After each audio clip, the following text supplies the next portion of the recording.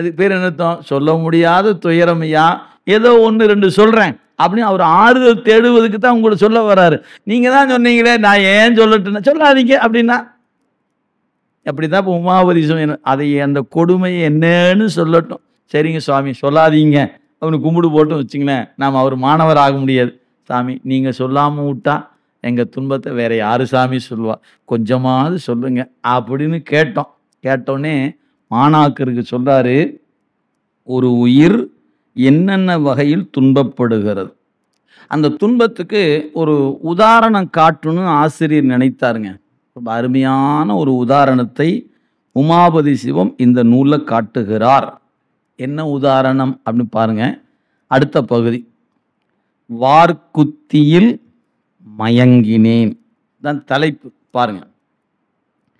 வைரமே கொண்டதொரு காமனுக்கும் கோபனுக்கும் மோகனுக்கும் மண்டு மத மாச்சரியனுக்கும் தின்திரள் சேர் இந்திரியம் 10க்கும் ஈரைந்து மாத்திரைக்கும் அந்தமிலா பூதங்கள் 5ற்கும் சிந்தை கவர் 3 குற்றம் 3 குணம் 3 மலம் 3 அவத்தை என்று நின்று செய்யும் இருவினைக்கும் தோன்றாத ஒரு வாயு 10க்கும் மாறாத வல்வினையே ஆய கிளைக்கும் அருநிதிக்கும் நேயமாம் இச்சை கிரியை இவை தரித்து எண்ணிலா அச்சம் கொடுமை அவை பூண்டு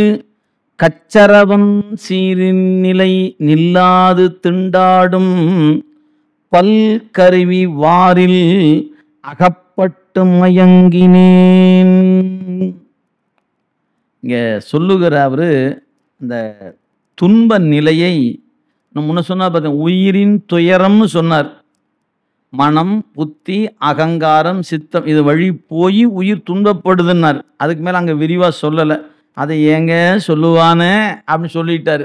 இப்போ சொல்கிறார் என்ன துன்பம் அப்படிங்கிறத ஒரு பட்டியல் கொடுத்துருக்கிறார். அதெல்லாம் சொல்லி முடிச்சு அவர் கடைசியாக மேற்கொண்ட உதாரணம் பார்த்தீங்கன்னா, வார்குத்தியில் அகப்பட்டு மயங்கினேன். அது என்ன வார்குத்தி அப்படின்னு கேட்டால், இன்றைய குழந்தைகள் அறிவது கடினம். ஏன்னா இன்றைக்கி யாரும் நம்ம அந்த அளவுக்கு பயன்பாட்டில் இல்லை இன்னைக்கு. ஆனால் நாமெல்லாம் பள்ளிக்கு செல்லுகிற காலம், கல்லூரிக்கு செல்லுகிற காலம் அப்படின்னு ஒரு காலம், ஒரு 20-25 ஆண்டுகளுக்கு முன் அல்லது ஒரு 30 ஆண்டுகளுக்கு முன் அப்படின்னு எடுத்துக்கிட்டால், நமக்குன்னு ஒரு செருப்பு வாங்கி கொடுப்பாங்க வீட்டில். அதை வாங்கி போயிட்டு வந்தோம்னா அது தேஞ்சு போகும். அதுக்கு இடையில எங்கேயாவது ஒரு பிஞ்சு வேற போயிடும்.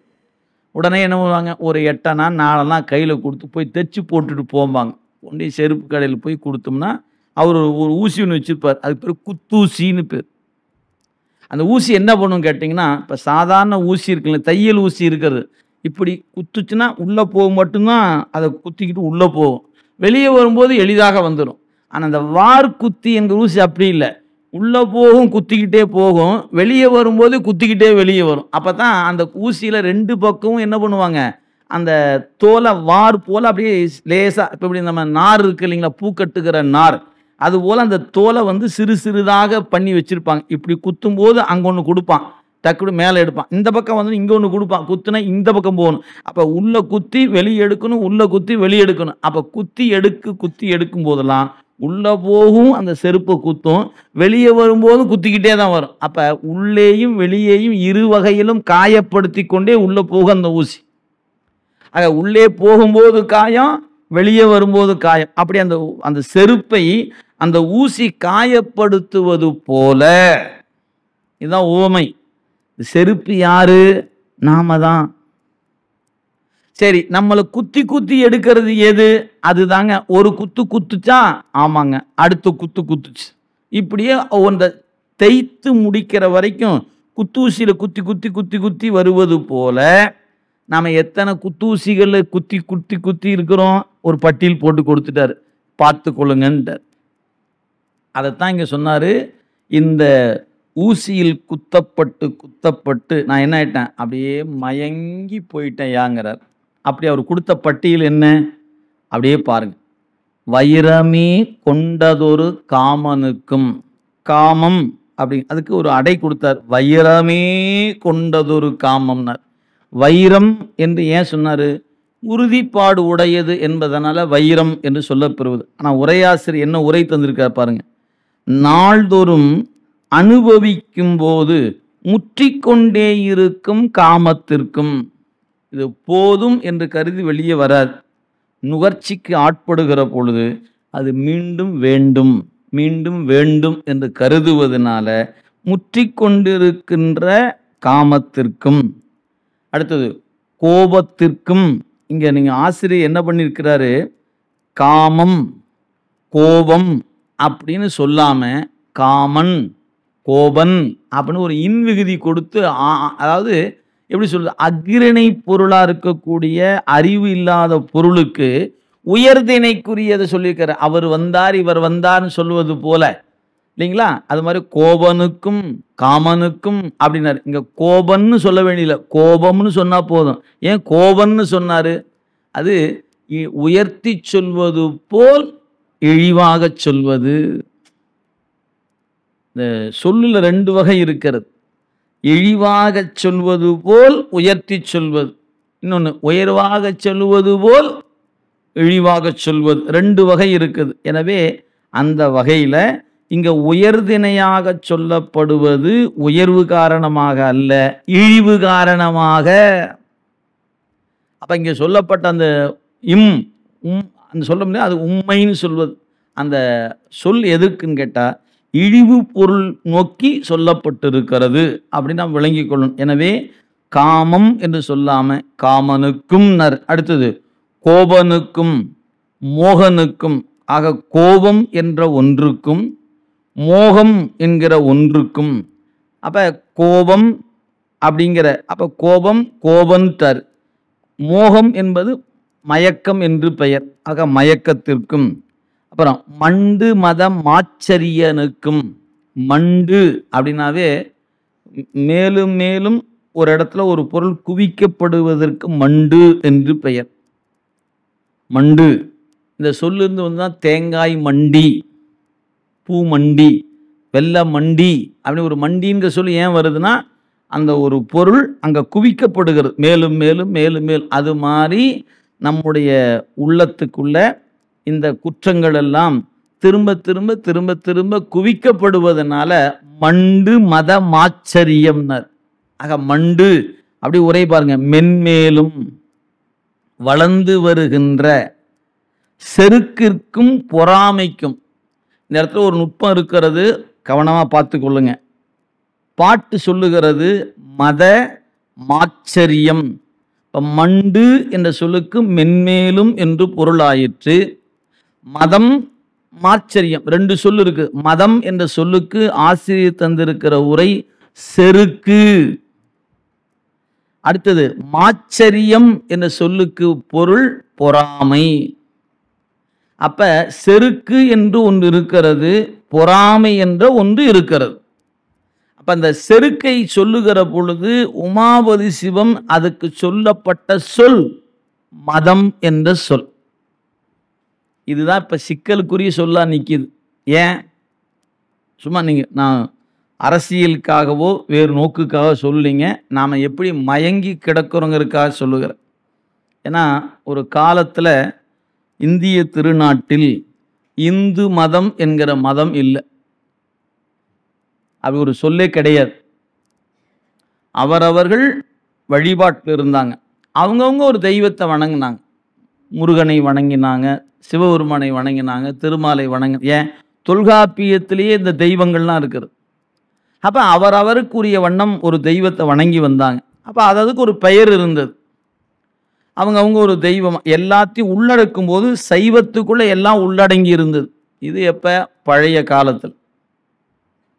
அதன் பிறகு என்ன ஆகிறது, வேற்று மதத்தினுடைய ஆட்சி இந்தியாவுக்குள்ள நுழைகிறது. அப்படி வரும்போது முதல்ல வந்தது முகமதியருடைய படையெடுப்பு. நான் வரலாறுங்க, நான் எந்த சமயத்தையும் குறை சொல்வதற்கெல்லாம் சொல்லலை, வரலாறு. எனவே முகமதியருடைய படையெடுப்பு வந்தது. இங்கே அரசர்கள் எல்லாம் பிரிந்து கிடந்தாங்க. அதில் மாற்றம் ஏற்படும் போது அந்த மதம் இந்தியாவில் நிறுவப்படுகிறது. அதுக்கப்புறம் ஆங்கிலேயருடைய படையெடுப்பு. அவங்க வியாபாரத்திற்காக வந்தாங்க. வியாபார உத்தியை பயன்படுத்தி அங்கே இருந்த சின்ன அரசர்களை அப்புறம் பெரிய பெரிய ஆட்களை எல்லாம் தன்மையப்படுத்தினார்கள். பிறகு அந்த இந்திய திருநாட்டையே தங்களுடைய வாணிபத்துக்குரியதாக மாற்றியது மட்டுமல்ல, அடிமைக்குரியதாக மாற்றி கொண்டார்கள். அப்போ தான் அவன் தொழுவதற்கு, அவன் வணங்குவதற்கு ஒரு ஆலயம் தேவைப்பட்டது. அதுக்காக அவன் நிறுவினான். அப்புறம் அதை யார் பின்பற்றுகிறாரோ அவளுக்கு சலுகைகள் வழங்கப்பட்டன. நீ மதம் மாறினால் உனக்கு சலுகை, நீ உனக்கு சர் பட்டம் வழங்கப்படும், இத்தனை ஏக்கர் நிலம் வழங்கப்படும், நீ ஜமீனாக தொடரலாம், இப்படி நிறைய சலுகை. ஏன் எப்பவுமே அது நிகழ்வது. முகலாயர் படையெடுப்பிலும் அப்படித்தான் நிகழ்ந்தது. இன்னைக்கு ஏன் தஞ்சை பகுதியில் பல இடங்கள் மாறி இருக்கிறது அப்படின்னு கேட்டால், ஒன்று நீங்கள் இந்த நெறிக்கு வந்துடணும், இல்லைன்னா இடத்த காலி பண்ணிடணும். இப்படி தான் போர் சூழல் நிலவுகிற பொழுது உலகமெங்கும் நடந்திருக்கிறது. நீ என் மதத்துக்கு வந்து விட்டால் உயிர் பிழைச்சி வாழலாம், இல்லைன்னா இடத்த காலி பண்ணு. இங்கேயே இருக்குன்னா இருக்கக்கூடாது. கையில் 3 வாய்ப்பு தான் வழங்கப்பட்டது. அப்படி தாங்க காஷ்மீரில் மாற்றம் நிகழ்ந்தது. இதெல்லாம் வரலாறுங்க. இதெல்லாம் சொன்னோம்னா நாம் ஏதோ ஒரு கட்சிக்கு சார்பாக பேசுகிற மாதிரி நினச்சிடக்கூடாது. நாம் எந்த கட்சியும் இல்லை, சிவபெருமானுடைய கட்சி தான். வரலாறு எப்படி நடந்திருக்கிறதுன்னு பார்த்தீங்கன்னா இப்படி தான் நடந்திருக்கிறது. ஒன்று நீங்கள் மதம் மாறணும், இல்லைன்னா இந்த மண்ணை விட்டு போகணும், இல்லை நான் இங்கே தான் இருப்பேன்னா நீ உயிர் போகணும். இதில் என்ன பண்ணாங்க? உயிருக்கு அஞ்சியவர்கள் மதம் மாறினார்கள், சில பேர் இடம் மாறினார்கள், இன்னும் சில பேர் போரிட்டு உயிரை மாய்த்து கொண்டார்கள். இதுதான் சரித்திரம். இது காஷ்மீரின் மட்டும் இல்லை, தமிழகத்திலும் நடந்த வரலாறு. அப்போ என்னாச்சு? இன்னைக்கு இருக்கக்கூடியவர்கள் இப்படி நம்ம இன்னைக்கு நீங்கள் 2 தலைமுறை 3 தலைமுறை ஒரு 10 தலைமுறை நாங்கள் பரம்பரையாக இருக்கிறோம். பரம்பரையாக ஒருத்தருமே இல்லை, எல்லாம் இப்படி ஒரு சூழலில் மாறியவர்கள் தான். எத்தனை பேர் எனக்கு கோட்பாட்டு ஈர்க்கப்பட்டது, நான் இந்த நூலை படித்தேன், இதை விட அந்த நூலில் உண்மை இருக்கிறது என்று நான் மதம் மாறினேன் என்று சொல்கிற விரல் விட்டு தான் எண்ணணும். அதுக்கு ரொம்ப கடினம். ஏன்னா நம்முடைய சமய நெறிகள் அவ்வளவு பெரிய ஆழமாக அகன்ற கோட்பாட்டை தனக்குள்ள கொண்டு இருக்கிறது. அவ்வளவும் இருக்குது. இதை விட்டுட்டு இன்னொரு இடத்துக்கு போகணும். யாராவது பல்கலைக்கழகத்திலிருந்து போய் சாதாரண ஒரு காலேஜில் போய் சேருமா என்ன? காலேஜ்லேருந்து பல்கலைக்கழகத்துக்கு வரும். ஏன் அங்கே எல்லா துறையும் இருக்குது, எல்லா லேபும் இருக்குதுன்னு அங்கே தான் வர விரும்புவோம். இங்கே விட்டு போட்டு அங்கே போகலான்னு நினைப்போமா என்ன? இது பரந்த சமய நெறி. இங்கே எல்லாத்துக்கும் இடம் இருக்குது. உருவ வழிபாட்டுக்கு இடம் இருக்குது, அருவ வழிபாட்டுக்கு இடம் இருக்குது. நீ சேத்த பூசி உருண்டு பெறைய புருண்டுக்க, அளவு குத்திக்கிறிய குத்திக்க, நான் எதுவுமே இல்லைங்க விரதம் இருந்துக்க, எப்படி வேணாலும் இரு, தெய்வத்தை நினச்சிட்டு இரு, உனக்கு எது பிடிக்குதோ பிடிச்சி இரு அப்படின்னு சொல்லுகிற சமயம் நம்முடைய சமய நெறிகள். ஆனால் மற்ற நெறிகள் அப்படி இல்லை. அவங்க சொல்கிற வரியை விட்டு அதுக்கு இந்த பக்கம் அந்த பக்கம் போனால் நீ வெளியே போயிருந்துருவாங்க. இதுதான் மாற்று சமயங்களுடைய நிலை. ஆனால் நம்ம சமயத்தில் நாம தான் என்ன வேணால் நம்ம சாமியை பேசிக்கலாம். முழு சுதந்திரம் வழங்கப்பட்டு, சாமியே இல்லைன்னு பேசுறியா பேசு, நீயும் இருக்கலாம். எது இல்லைன்னு பேசிக்கிட்டே இங்கே இருக்கலாம். நீங்கள் எங்கேயாவது ஒரு முகமதியர் நாட்டில் போய் நான் வணங்குற அந்த தெய்வம் இல்லைன்னு சொல்லிட்டு அந்த நாட்டில் இருந்துட முடியுமா என்ன? நீ இல்லாமல் போயிடுவ. இதுதான் நிலை.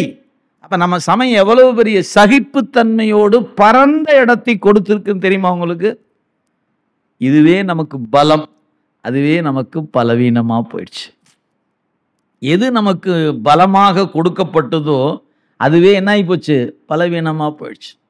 என்னைக்கு வேணாலும் போய் சாமி கும்பிடியான்னு வச்சான், என்னைக்குமே போகாமல் விட்டுட்டான். அவங்களாம் ஒரு கிழமையை வச்சாங்க, இந்த கிழமைக்கு தான் நீ வரணும், இந்த கிழமைக்கு வரணும் அப்படின்னு சொன்னங்காட்டி எல்லாம் உளுந்து அடித்து குடிச்சு போயிட்டு நின்றுட்டாங்க. நமக்கு என்ன சொன்னாங்க? எப்பெல்லாம் தோணுதோ அப்பெல்லாம் போகணும். நமக்கு தோணவே இல்லை, போகாமையே விட்டுட்டோமா இல்லையா? இப்போ எது சுதந்திரம்? எப்போ வேணாலும் போகலாம் என்பது சுதந்திரமா, இல்லை குறிப்பிட்ட நாளில் வந்தாக வேண்டும் என்பது சுதந்திரமான்னு பார்த்தீங்கன்னா நமக்கு தான் சுதந்திரம். ஆனால் நாம் என்ன பண்ணியிருக்கோம்? அந்த சுதந்திரத்தால் நம்ம கோயிலைகளை இழந்து நிற்கிறோம். இங்கே தான் உள்ள. ஆனால் நெறியை தோற்றுவித்தவர்கள் ஒரு பரந்த நோக்கில் தான் தோற்றுவித்திருக்கிறாங்க. ஏன்? அவன் விரும்பி வரட்டும்னு விட்டாங்க. நமக்கு என்னைக்கு விருப்பம் வருவதுன்னு தெரியாமல் தடுமாறிட்டு இருக்கோம். அதெல்லாம் சமய கோட்பாடுகள். சரி, நான் இந்த இடத்துக்கு வந்துருவோம். எது? மதம். ஏன்னா சொன்ன இடத்த விட்டு வேற எங்கேயாவது போயிட்டு நீங்கள் மறந்துடக்கூடாது. இந்த மதம் என்ற சொல் இந்தியாவில் முகமதியர் படையெடுப்புக்கு பிறகும், அதுக்கப்புறம் அப்போ கூட அந்த பெயரை அதிகம் பயன்படுத்தப்பட்டதான்னு தெரியல. ஆனால் கிறித்துவருடைய படையெடுப்புகள் நிகழ்ந்த பொழுது அப்போ தான் என்னாச்சு, அவங்க ஒரு குடையின் கீழே நின்றுட்டாங்க. யார்? முகமதியர்கள் ஒரு குடையின் கீழே நிற்கும் பொழுது இந்த பக்கம் இருக்கிற சைவம், வைணவம், காணாபத்தியம், இப்படி வேறு வேறு பெயர்களில் நிறைய சமயங்கள், 24 சமய கூறுகள் கிடக்குது. எனவே பார்த்தாங்க, இதெல்லாம் என்ன பண்ண, எல்லாத்தையும் ஒன்னடிக்கு ஒரு குடையின் கீழே கொண்டு வருவதற்கு ஒரு பெயர் தேவைப்பட்டது. அப்போது பயன்படுத்தப்பட்ட பெயர் தான் இந்து என்கிற பெயர். இது பெயர் பின்னாளில் வந்தது, மாற்று கருத்தே இல்லை. ஆனால் இப்ப இன்றைக்கு அந்த பெயர் தேவைதானா இல்லையான்னு கேட்டா, இன்றைய சூழல் அது தேவைப்படுகிறது என்பதை மறந்துவிட. ஏன்? மற்றவர்கள் ஒரு குடையின் கீழே நின்று தன்னை பலப்படுத்தி கொள்கிறார்கள். நீங்க ஒரு குடையின் கீழே போயிடாத போயிடாத போயிடாதன்னு சொல்லி நம்மளை பலவீனப்படுத்தி கொண்டே இருக்கிறார்கள் என்பதை நாம மறந்து கிடக்கும். அதனால இப்ப மதம் என்கிற பேய் பிடியாது இருக்க வேண்டும். அருமையான ஒரு அறிஞர் சொன்ன ஒரு வரி. அறிஞர் என்பதை விட ஒரு அருளாளருடைய வாக்கு. உங்களுக்கெல்லாம் அந்த பாட்டு என்னன்னு தெரிஞ்சிருக்கும். ராமலிங்க அடிகளார் பாடிய அந்த பாட்டில் மதமான பேய் பிடியாதிருக்க வேண்டும்னர். ஒருமையுடன் உனது திருவடி நினைக்கின்ற உத்தமர்தம் உறவு வேண்டும். அவை பிராட்டி வேண்டாம் வேண்டாம் வேண்டான்னு பாடினாங்க. ஓதாமல் ஒரு நாளும் இருக்க வேண்டாம், ஒருவரையும் பொல்லாங்கு சொல்ல வேண்டாம். அவங்க சொன்னது வேண்டாம் வேண்டான்னு ஏன் சொன்னாங்க? வேண்டானா தான் வேண்டி நிற்பான். எதிர்மறையில சொல்லி அவனை ஓதிக்கொண்டே இருக்க வேண்டும் என்று வலியுறுத்துவதற்காக எதிர்மறையை சொன்னாங்க. சரி, எதிர்மறை பாட்டை ஏன் வேணும்னு உடன்பாட்டில் சொல்லான்னு இவர் என்ன பண்ணார்? ஒருமையுடன் உனது திருவடி நினைக்கின்ற உத்தமதம் உறவு வேண்டும். உள் ஒன்று வைத்து புறம் ஒன்று பேசுவார் உறவு களவாமை வேண்டும் அப்படின்னு அந்த பாட்டை சொல்லிட்டே வேண்டும் வேண்டும் வேண்டுன்னு வந்து அது ஒரு வரி சொன்னாரு. மதமான பேய் பிடியாதிருக்க வேண்டும். நம்ம ஆட்களை என்ன பண்ணிட்டான் தெரியுங்களா? அந்த வரியை பிடிச்சிக்கிட்டான். உங்களுக்கு தெரியுமா, ராமலிங்க அடிகளார் என்று என்ன சொன்னார் தெரியுங்களா? மதம் என்கிற பேய், மதம் என்பது பேய், அந்த பேய் பிடியாது இருக்க வேண்டும் என்று சொன்னார் அப்படின்னு யார்த்து சொல்லிட்டு இருக்கிறாங்க? இந்து மதத்தை சார்ந்தவங்ககிட்ட.